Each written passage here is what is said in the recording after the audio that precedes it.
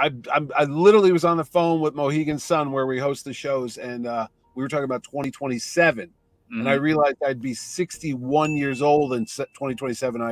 I gasped and I said, "Oh, listen, Uncle Mitchie doesn't want to be 60 something anything." So yeah, I gotta dye my hair. I'm gonna get some face work done. I'm gonna go back in time. I'm gonna be 21. Well, let's go back in time, Mitch. Let's start in the very beginning.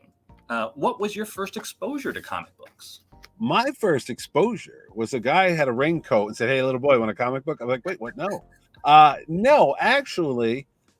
I think it was always there, like never ended. My mom loved Star Trek. She loved science fiction. My dad was a big comic book guy growing up in the 40s and had tons of comic books. And I remember learning to read. I knew how to spell gamma radiation in kindergarten. I didn't know what it was, but I knew what radioactivity was because Spider-Man had gotten bitten by a radioactive spider. All this stuff that you just assume everybody knows, but then you realize that the world isn't all comic tuned in like you are.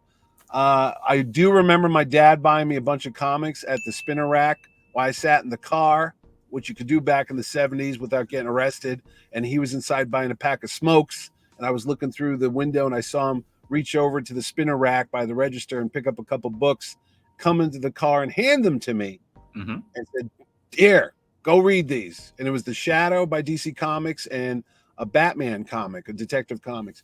I still have them, actually. They're all ripped and tattered, but I never threw them out. And I probably had comics before that, but I distinctly remember my dad giving me those particular comics that time. But yeah, I never threw them out like he told me to. I used to have his suitcase that he used in the Marine Corps when he traveled in the service, and it Mm-hmm. was a big blue suitcase that had a swordfish sticker on it from Miami. And I would literally put my comic books in there, and I would bring them around to my cousin's house and stuff during the summer. I must have been like, "Oh God, your weird cousin's coming over." And I would come in with this suitcase and I would pop it open, like, "What do you want to read? Some Richie Rich? You want some cats? I got some hot stuff for you if you really want. The Little Devil."